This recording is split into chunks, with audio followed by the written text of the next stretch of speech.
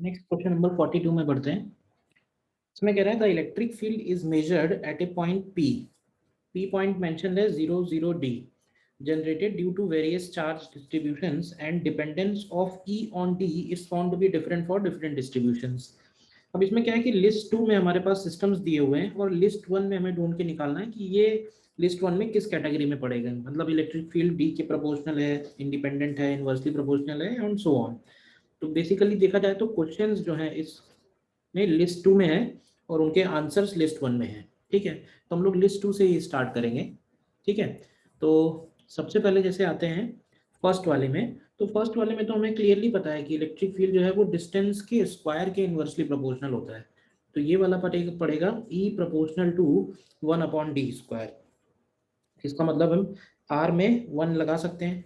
ठीक है, फिर सेकंड में कह रहा है a small dipole with point charge q at 0, 0, 1 and minus q at 0, 0, -1 रखा हुआ है और लेंथ ऑफ जो चार्ज है ये लिखा हुआ है 2l, लेंथ ऑफ 2l, ये -l है, ये +l है।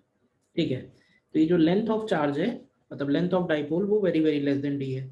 तो ध्यान से देखो तो डाइपोल भी रखा हुआ है z एक्सिस पे ही और हमें z एक्सिस पे ही इलेक्ट्रिक फील्ड भी फाइंड करना है। तो मालूम है कि डाइपोल की वजह से जो इलेक्ट्रिक फील्ड है वो 1/d³ के प्रोपोर्शनल बनेगा, यानी कि s का ऑप्शन बन जाएगा 2। फिर थर्ड में आते हैं infinite line charge coincident with x axis और हमें यूनिफॉर्म चार्ज डेंसिटी लैम्डा दिया हुआ है। तो अगर x एक्सिस पे लैम्डा है तो z एक्सिस पे जो इलेक्ट्रिक फील्ड होगा वो 1/r के प्रोपोर्शनल बनता है। तो यहाँ पे इसका ऑप्शन 3 हो जाएगा।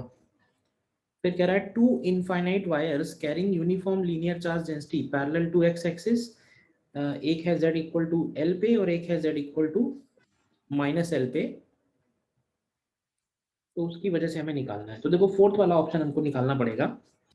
फोर्थ वाले ऑप्शन में कुछ इस तरह से है कि एक लाइन चार्ज है, एक और लाइन चार्ज है और सपोज ये z एक्सिस हो गया, तो z एक्सिस पे पॉइंट P पे हमको लेट से ये ओरिजिन है, एक चार्ज है z इक्वल टू l पे जो प्लस लैम्डा है, ये वाला प्लस लैम्डा है और ये वाला माइनस लैम्डा है। ठीक है, इन दोनों के बीच में सेपरेशन एक तरह से 2l हो गया। डाइपोल की तरह ही है लेकिन इसमें डिपेंडेंस डिफरेंट आएगा और ये वाला डिस्टेंस हमको d गिवन है। तो देखो प्लस चार्ज की वजह से जो इलेक्ट्रिक फील्ड होगा P पॉइंट पे वो अवे होगा और वो बड़ा होगा मैग्नीट्यूड में, और नेगेटिव चार्ज की वजह से जो E2 होगा वो छोटा होगा और टूवर्ड्स होगा।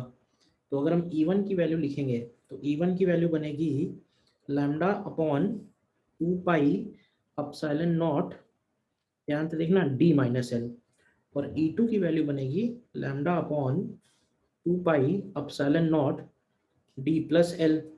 तो जब हम E रिजल्टेंट निकालेंगे P पॉइंट पे तो वो हो जाएगा E1 - E2। तो इसमें से अगर हम लैम्डा अपॉन 2πε0 कॉमन ले लेते हैं तो ये 1/d-l -1/d+l आएगा। तो ये बन जाएगा d+l minus of d+l and divided by d² - l²। ठीक है, तो न्यूमरेटर में 2l बचेगा, लैम्डा इंटू 2l, और डिनोमिनेटर में क्योंकि l बहुत छोटा है d के कंपैरिजन में तो नीचे d² आ जाएगा, यानी ये प्रोपोर्शनल टू 1/d² आ रहा है। ध्यान से देखिए, तो इसका मतलब है कि R में 1 और 4 दोनों बनेंगे। एंड फिफ्थ ऑप्शन में कह रहा है infinite plane charge coinciding with xy plane with uniform surface charge density. तो इस केस में जो इलेक्ट्रिक फील्ड है वो D पे डिपेंड नहीं करेगा, तो P ऑप्शन का 5 हो जाएगा। तो अगर हम ये सारे ऑप्शन देखें तो B ऑप्शन हमारा आंसर बन जाएगा।